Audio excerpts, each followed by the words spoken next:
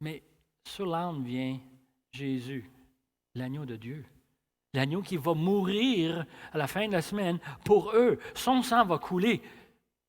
Pas comme un souvenir de ce qui est arrivé en Égypte, mais comme une promesse de savoir que Jésus est là pour prendre nos péchés, nous pardonner. C'est une situation merveilleuse.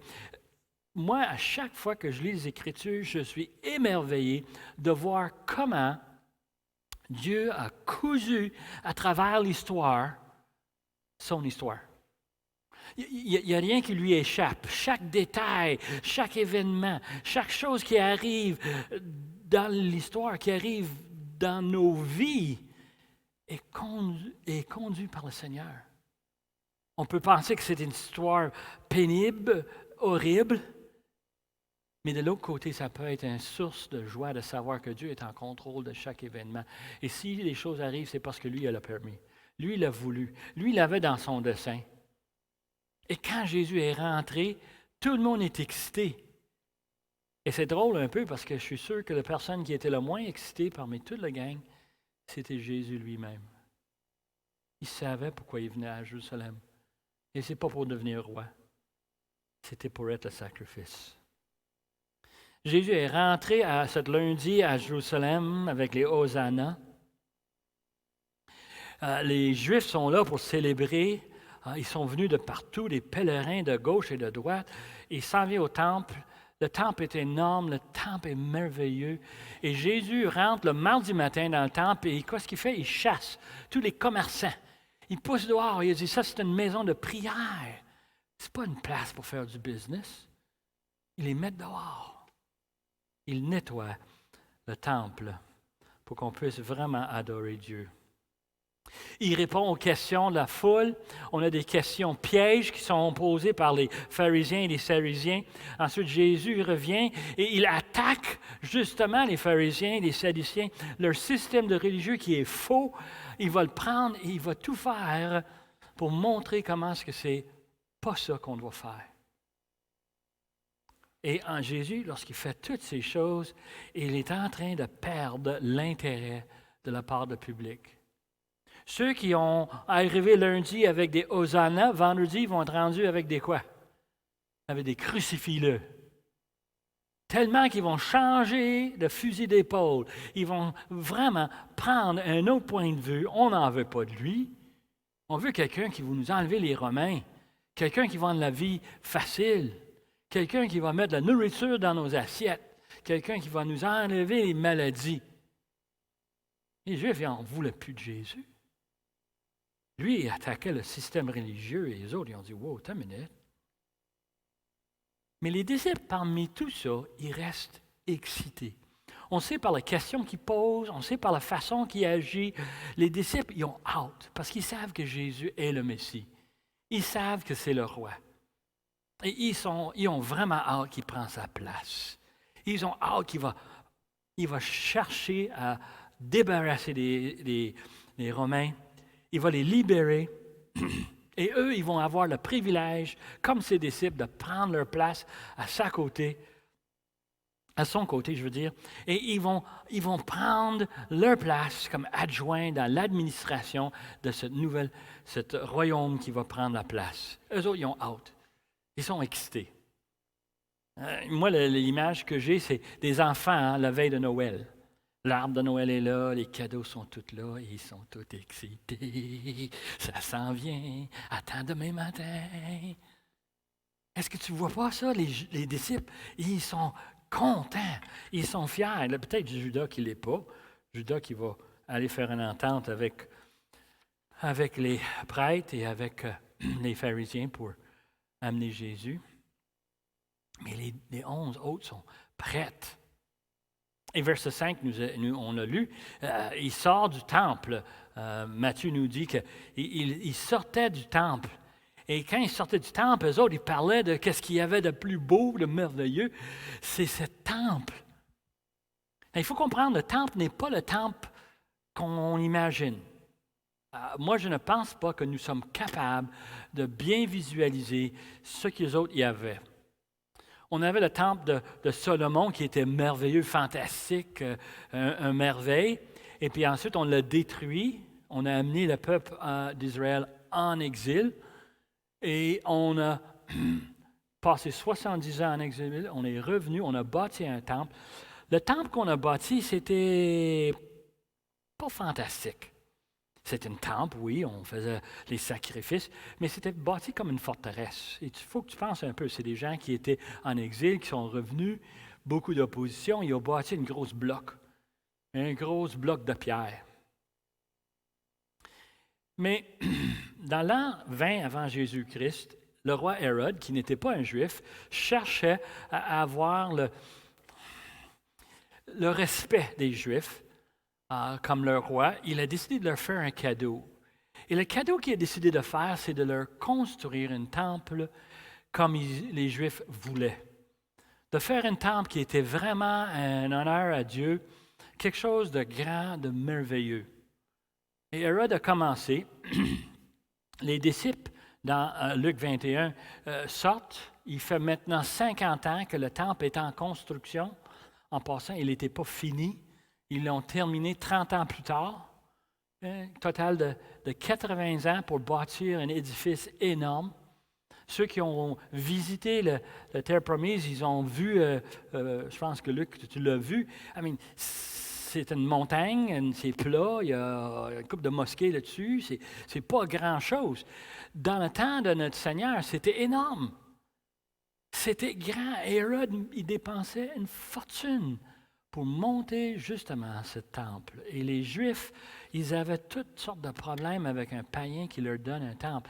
Et Hérode le savait. Hérode est allé au point de dire, OK, c'est pas n'importe qui peut bâtir un temple sacré pour les Juifs, ça prend des Juifs. Puis ça ne prend pas des Juifs, n'importe quel Juif qui peut le faire, ça prend quelqu'un qui est mis à part, ce sont des Lévites. Il faut que ce soit des prêtres. So, Hérode a pris des prêtres, puis il a dit, je vais vous former comme menuisier, comme tailleur de pierre, pour que vous puissiez le faire. Je vais vous fournir ce que vous avez besoin, mais ça va être les prêtres qui vont construire ce temple dédié, sacré, dédié à Dieu.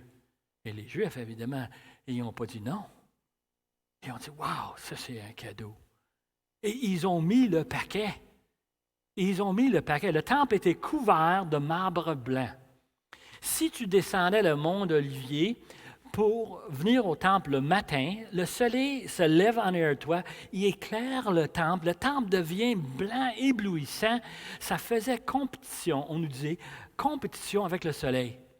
Les lunettes de soleil, là, ça nous en prenait. Il fallait que tu caches tes yeux tellement que c'était brillant. C'était énorme. Alors, les disciples, ils parlaient justement de ça. Puis Luc nous parle ici du fait qu'il parlait des belles pierres et des offrandes qui faisaient l'ornement du temple. Il faut comprendre que quand le temple était construit, les gens voulaient participer. Alors, on donnait de nos bijoux qu'on laminait sur le temple. On laminait de l'or.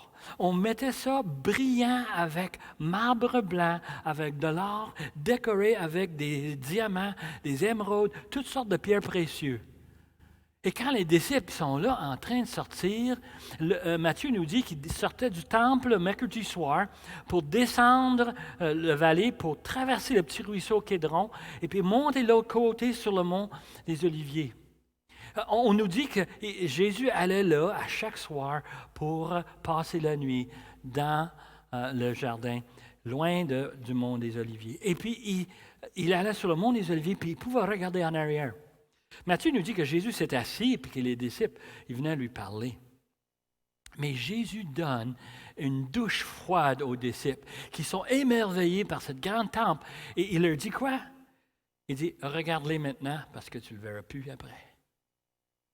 Check-les maintenant parce que tôt ou tard, ça s'en va. Jésus leur dit que ça va être une destruction totale, pierre sur pierre, qui ne soit renversée. Et il parle évidemment de choses qui vont venir dans le futur. Et les disciples sont un peu choqués. Ta minute. Pourquoi tu dis ça? C'est merveilleux. On va prendre notre place dans ce royaume. Tu vas être le roi. On a cet énorme temple. C'est donc merveilleux. Et Jésus dit, non. C'est pas comme ça. Ça va être détruit. Un peu d'histoire. 40 ans plus tard, 6 ans après que le temple était terminé, les Juifs, têtus comme ils sont, étaient revenus en rébellion, une révolution contre Rome.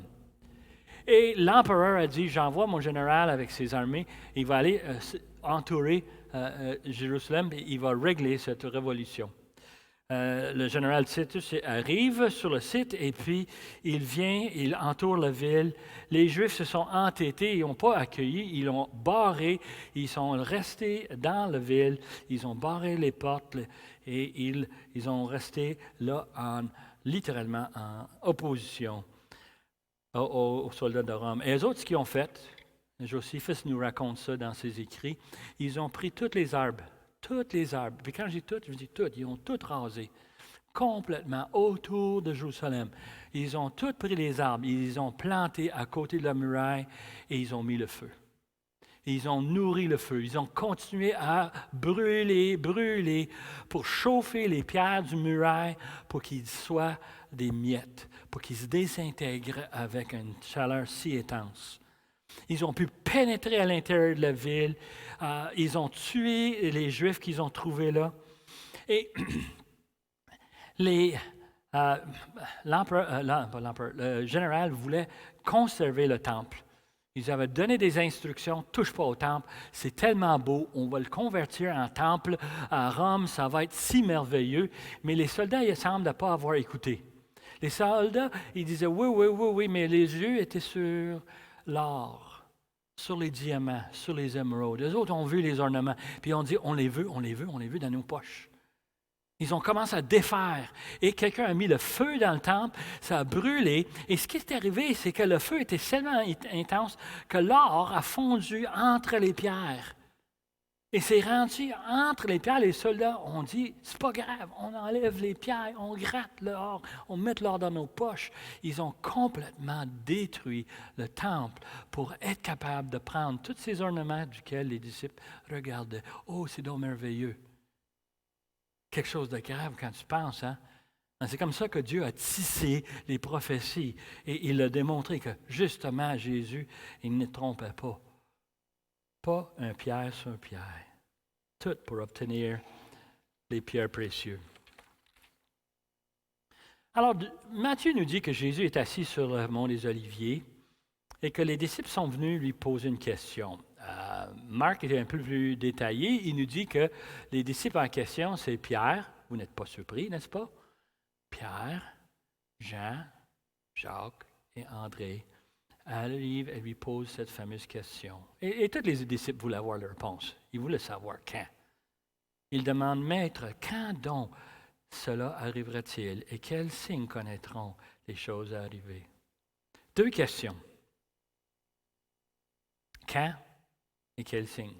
Alors, leur eschatologie, basée sur l'Ancien Testament, ce qu'ils étaient enseignés dans les synagogues depuis des centaines d'années, c'était que c'était pour avoir un fin rapide. Ils s'attendaient que ça arrive d'un coup. Et ils prenaient ça, ils pensaient que ça s'en vient, ils voyaient Jésus devant eux, puis évidemment, c'est logique. Quand est-ce que ça va venir? Et je vais te dire tout de suite ce qui était dans la tête des disciples. Peut-être quelques heures, quelques jours, ça s'en vient bientôt. Peut-être une semaine ou 2, un mois, peut-être 2. Seigneur, quand est-ce qu'ils ont hâte?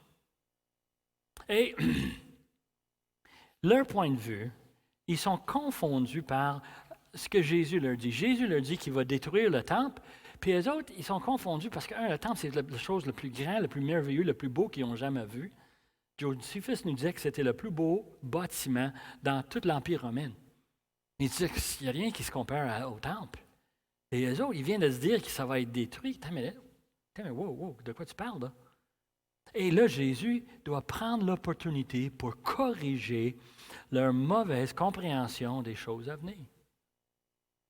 Pas si vite, les disciples. Oh, les moteurs. Les disciples, vous pensez que je me trompe un peu dans mon interprétation? Vous n'avez qu'à lire Actes chapitre 1, verset 6. Jésus est mort sur la croix, il est ressuscité, il enseigne les disciples, et devine quelle question qu'ils ont pour eux autres. Eux autres, les disciples ont encore cette question.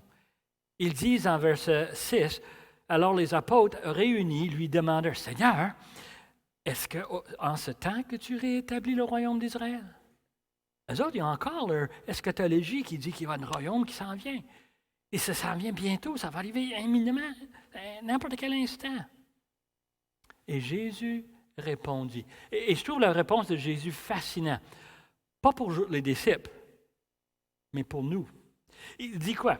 Prenez garde que vous ne vous séduisez, que vous ne soyez séduits. Car plusieurs viendront en mon nom en disant, c'est moi, le temps s'approche. Ne les suivez pas. C'est quelque chose, hein? La question qu'eux autres, ils veulent une date. Puis lui, la première chose, ils disent, fais attention, là. Oh, les moteurs. Arrêtez. Il est en train de dire que vous pensez très mal. Très mal, à un point que vous êtes même, vous êtes séduits. Il va parler ici des gens qui vont venir s'annoncer comme Messie, mais l'idée, c'est qu'on ne prend pas ça, puis on met ça dans notre interprétation personnelle, puis ça devient absolument vérité. Non, non, non. C'est l'interprétation de notre Seigneur qui est vraie. Il parle ici de déception et séduction. C'est-tu quelque chose qui est le plus triste pour nous, les enfants de Dieu? C'est de voir les gens autour de nous qui sont séduits par toutes sortes de fausses promesses. Il est en train de dire, fais attention. Et il y a beaucoup qui vont dire, c'est moi, le temps approche. Ne les suivez pas. Plusieurs vont dire quoi? Moi, je passe beaucoup de temps avec mes petits-enfants actuellement, alors je me permets une certaine liberté. OK? Coucou, je suis là. C'est moi le Messie. C'est niaiseux, hein? Mais c'est ça qui arrive. Il y a des gens qui suivent les gens et on sait très bien en lisant la parole de Dieu que c'est faux. On sait très très bien de ce qu'il annonce. C'est pas ça que la parole dit. Savez-vous que quand le Seigneur va revenir, tout le monde va le savoir. C'est pas un secret. Ça va être évident. Verset 28, on va nous dire qu'il va venir sur un nuage. Tout le monde va le voir. Il n'y aura pas de surprise. Ça va venir. Ça va être évident. Il n'y aura pas de doute dans l'esprit de personne qui est le Fils de Dieu. Et pour nous, ce n'est pas un souci. Vous entendrez parler, verset 9, des guerres et des soulèvements. Il dit, ne soyez pas effrayés, car il faut que ces choses arrivent premièrement. Alors, on parle d'une date, on parle des signes, et Jésus dit, écoute, il y a du chemin à faire avant qu'on y arrive. Des guerres, nous autres, on connaît ça, on entend ça, on n'a qu'à ouvrir la télévision, on regarde l'Internet, et on sait très bien, on nous annonce un guerre ici, un guerre là, ça ne finit plus. Mais on n'est pas rendu encore. Ce n'est pas la fin. Perdons pas les pédales. Mais ce ne sera pas encore la fin. Verset 10, ils disent, une nation s'élèverait contre une nation, un royaume contre un royaume. Il y aura un grand tremblement de terre et des divers lieux, et des pestes et des famines. Il y aura des phénomènes terribles et de grands signes dans le ciel. Des guerres, des tremblements de terre, des pestes et des famines. Wow! Ça prend pas mal de dégâts, pas mal de dommages. On nous parle ici de phénomènes terribles. Maladies. Vous savez qu'en 1918, il y avait une grippe, on appelle la grippe espagnole. Ce n'était pas une grippe espagnole, mais c'était les Espagnols qui ont peut-être goûté le plus. C'est une grippe, en passant, qui a commencé au Kansas, dans une ferme. Et lorsqu'on regarde l'histoire de cette maladie, c'est reparti là à cause de la Première Guerre mondiale. Savez-vous combien de personnes sont mortes de cette grippe? Plus que 50 millions. 50 millions. C'est plus que le pays du Canada au complet et plus. Le COVID-19, combien de morts est-ce qu'on a à date? 1 million quelque chose? 1 200 000? C'est pas fini. Hey, c'est incroyable, c'est des phénomènes terribles. Des signes dans le ciel, des ouragans comme vous ne pouvez pas imaginer, des destructions, des tornades, des inondations, des tempêtes de pluie, de neige. Combien de nous est-ce qu'on se souvient de notre tempête de verglas? 1998. C'était quelque chose, hein? On en parle encore. Et littéralement, on voit comment est-ce que c'est des choses horribles qui arrivent sur la planète.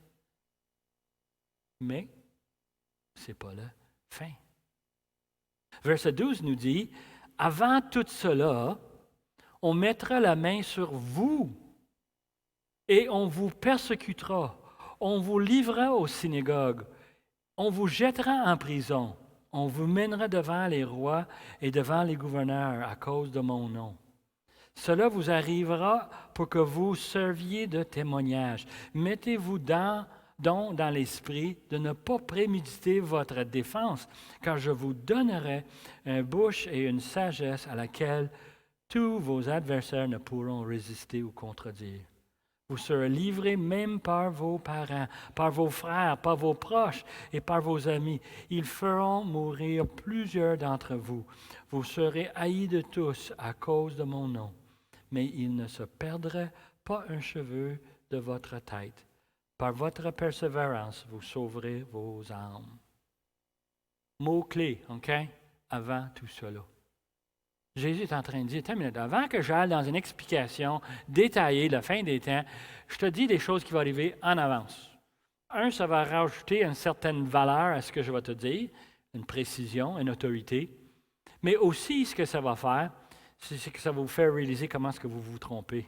Les disciples ont hâte, le royaume s'en vient, puis il est en train de dire, non, tu ne comprends pas, tu vas souffrir. Tu vas payer le prix, on va mettre la main sur vous, on va vous amener dans les synagogues, on va vous battre, on va vous mettre en prison, on va vous enlever la vie. C'est quelque chose, ça? La persécution. Non seulement est-ce qu'il va y avoir la déception, mais il va y avoir la persécution. C'est quelque chose quand on pense quel monde qu'on vit, puis on n'est même pas arrivé dans la fin de l'histoire. Dieu n'est pas glorifié, pas encore. Vous savez que la persécution a commencé très rapidement après le départ de notre Seigneur. L'Église a commencé dans Actes chapitre 2, rendu à Actes chapitre 4, qu'est-ce qui arrive?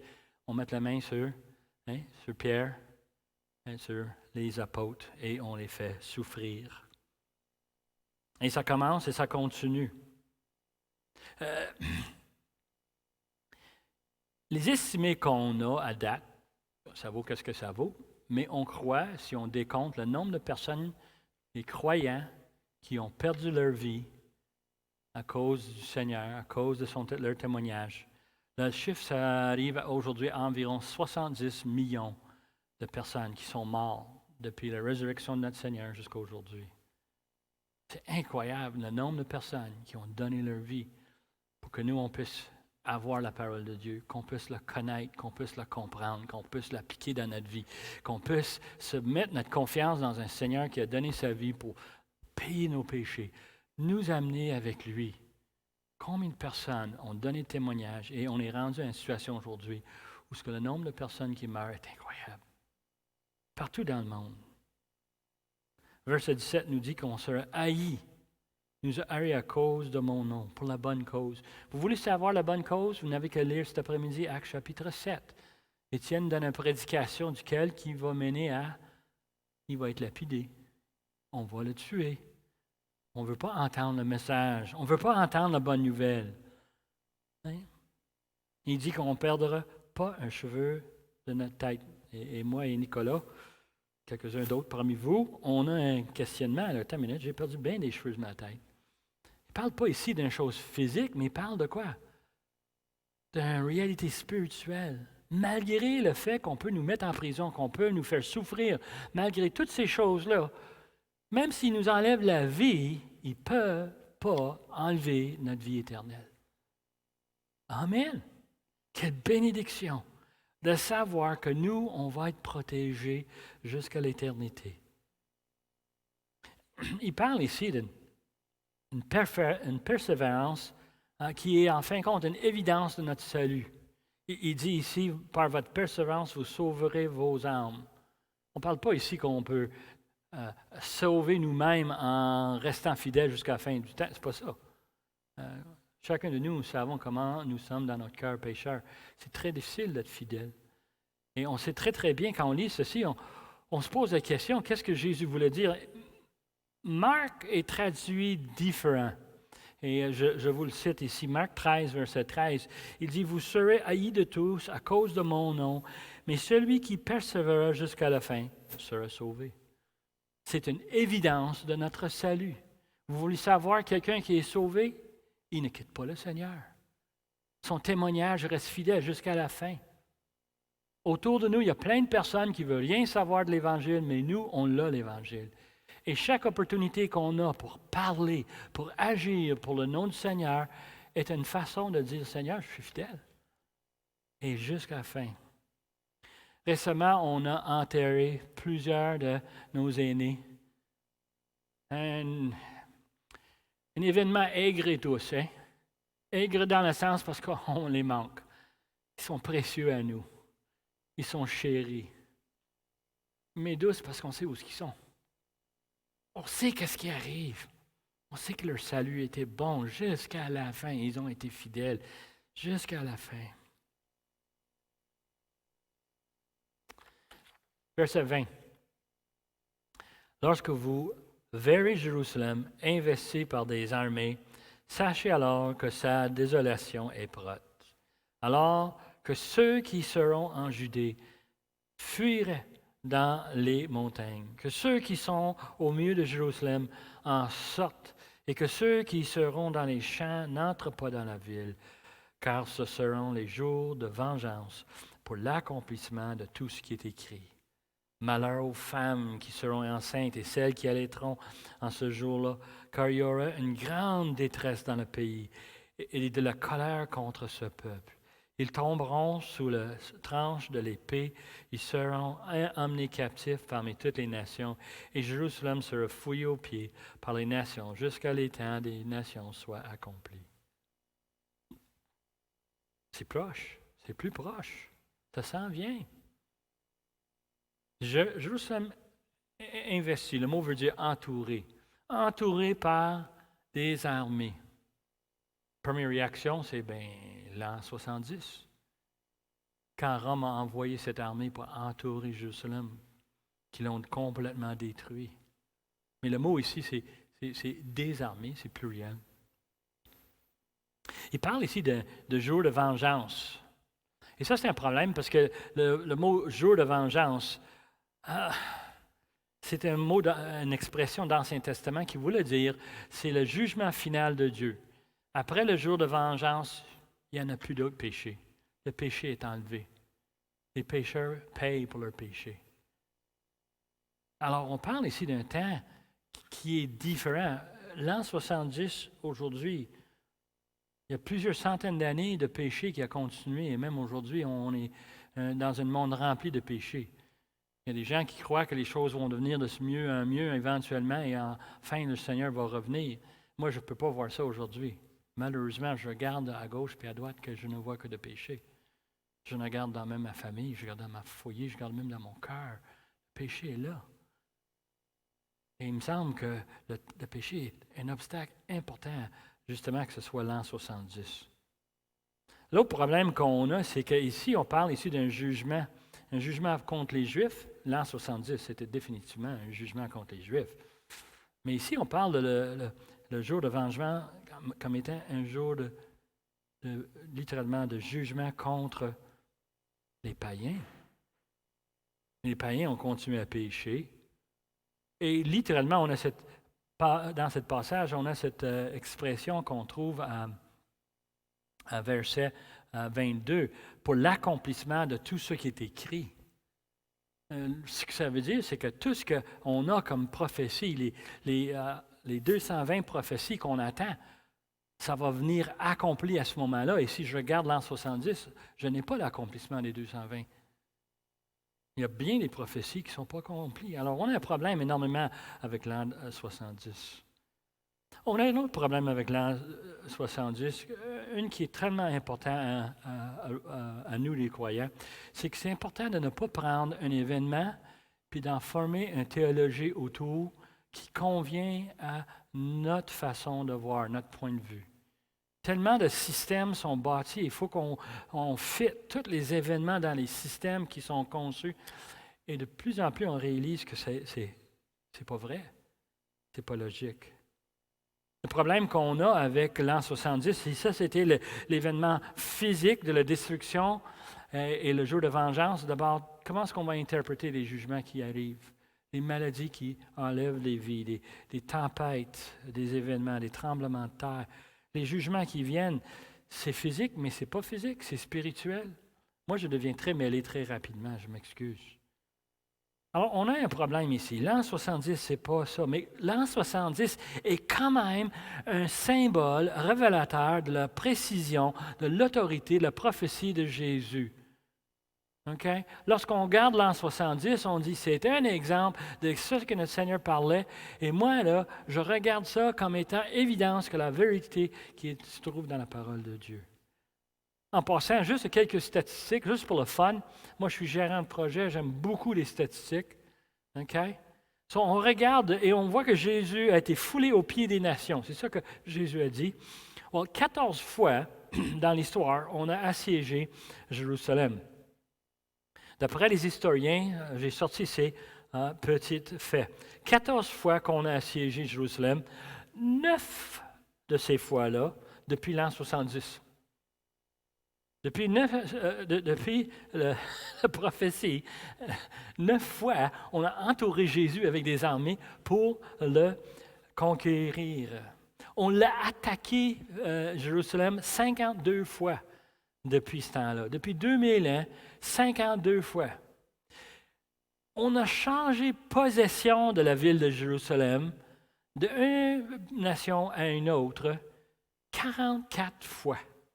La dernière fois, c'était en 1948, quand on a mis dehors les Britanniques, les Anglais, parce que c'était l'Angleterre qui était en charge à ce moment-là de Jérusalem. On les a mis dehors, puis c'est Israël qui est venu. Les Juifs ont repris leur nation. Et on sait que ces choses arrivent à travers l'histoire. On sait très bien que Jérusalem, c'est une place où c'est un point où on a un combat incroyable. On parle ici qu'on attend juste que les nations, le temps des nations soit accompli. C'est quoi le temps des nations? C'est quoi cette expression-là? Et on retourne dans l'Ancien Testament. Ésaïe 30, verset 3 nous parle d'un temps à partir du moment où on a mis Israël dehors de leur pays, en exil, jusqu'au moment où que le roi, fils de David, va reprendre sa place. Et tu peux voir où le lundi de Pâques, on avait hâte que ce soit Jésus. On avait hâte que ce soit lui, dans la lignée de David, qui vient, qui reprend sa place, mais il ne l'a pas fait. Qui veut dire que nous vivons aujourd'hui dans ce temps, le temps de nation soit accompli. C'est des gentils, c'est des païens. Pour les Juifs, c'est une expression horrible.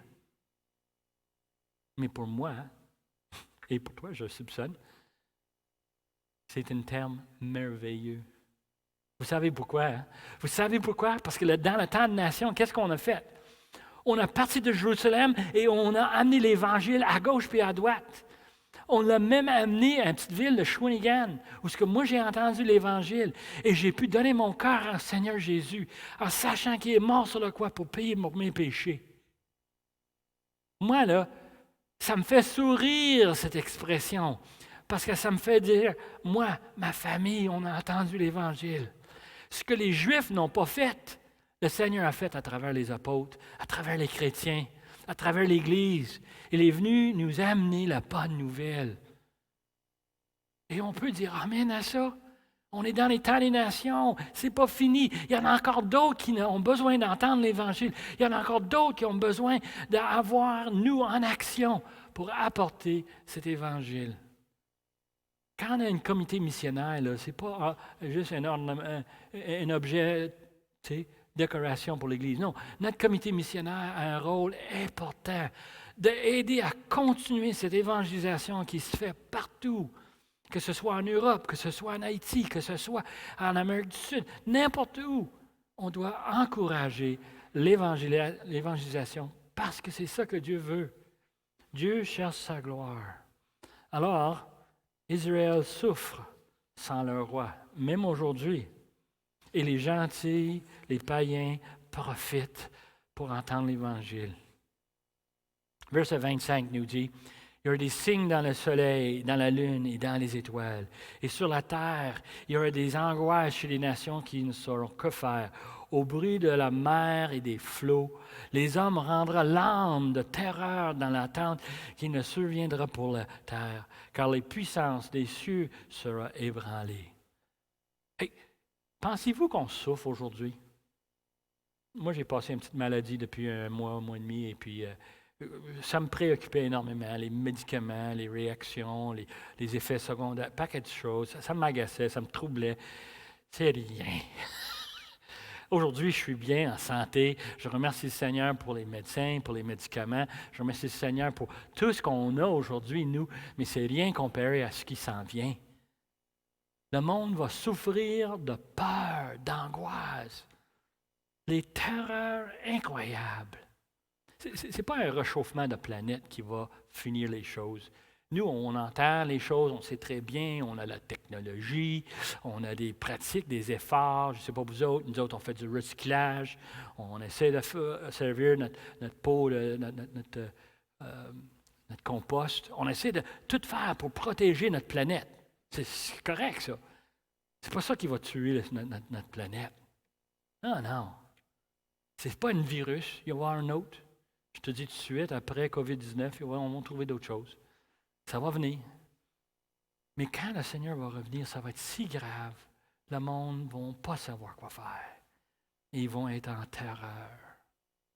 Verset 27 nous dit qu'alors on verra le Fils de l'homme venant sur une nuée avec puissance et une grande gloire. Ah, mais c'est quelque chose quand tu penses, hein?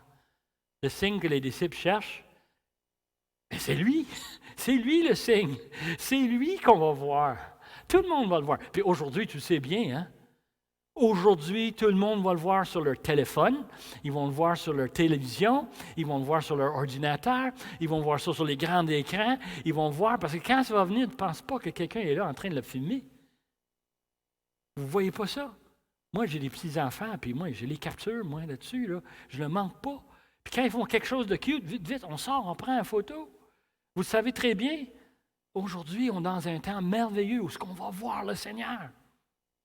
Il est venu la première fois dans une crèche. Hein? Et il est venu dans une étable. Et il y avait qui l'a vu? Les bœufs, hein? Les chevaux, peut-être quelques brebis, cochons, poules, ils l'ont vu. Il était dans la grange.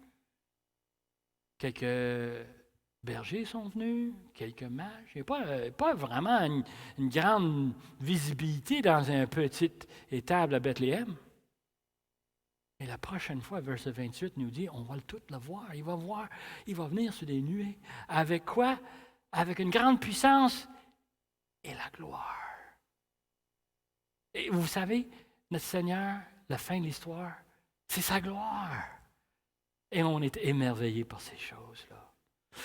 Verset 28 nous dit, quand ces choses commenceront à arriver, redressez-vous, élevez vos têtes, parce que votre délivrance approche.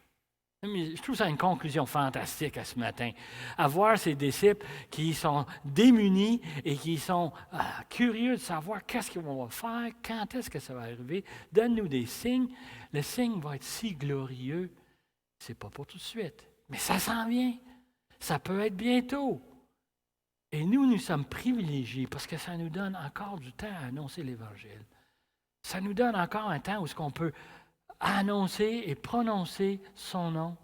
Ça se peut que ça nous amène la persécution. Ça se peut que ça nous amène de souffrance. Mais c'est rien comparé à ce qu'on va recevoir dans la gloire de notre Seigneur. Nous, on voit ce temps venir. Les apôtres le voyaient lorsqu'on regarde tous les avertissements dans les épîtres. Et nous devons discerner ces événements dans la lumière de la parole de Dieu. Notre délivrance, notre vrai salut approche. Moi, c'est un joie. Je ne sais pas vous autres, mais moi, j'ai hâte. Je n'arrête pas à penser à ça. Je veux le voir, je veux être avec lui. Je veux rejoindre ceux qui sont partis et chanter avec eux autres, comme on a chanté ce matin. D'être capable de donner gloire à notre Seigneur. Peut-être que vous n'avez pas encore mis votre confiance dans le Seigneur. Peut-être vous aussi, à la maison, ici dans la salle, vous n'avez pas encore accepté Jésus comme sauveur. Ce n'est pas trop tard. Vous pouvez le faire. Et vous pouvez le faire maintenant. C'est un temps merveilleux. Un temps où ce qu'on peut donner toute notre confiance au Seigneur. Prions. Père éternel, on veut te remercier pour cette explication, cette clarification que Jésus a donnée.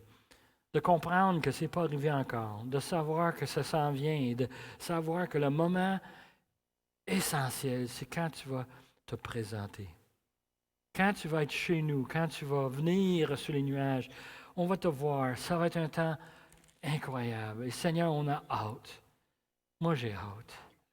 J'ai hâte de te voir face à face, de venir prendre ta place, d'apporter un jugement et que nous, on va goûter à ce pardon que tu as pour nous. Seigneur, quel privilège qu'on a de te connaître. Et ce matin, je prie pour ceux qui ne te connaissent pas, parmi nous, dans nos familles, dans nos foyers, Seigneur, dans nos entourages. Aide-nous, Seigneur, à être fidèles, à prier pour eux autres, en sachant que la fin arrive. Seigneur, qu'on prie, ça pourrait arriver n'importe quand. Et Seigneur, on veut être prêt, on veut se redresser, on veut avoir la tête haute qui te regarde venir, que ce ne soit pas une surprise, mais que ce soit un moment attendu. Jésus est là. Seigneur, on te remercie chez ces choses par le beau nom de Jésus. Amen.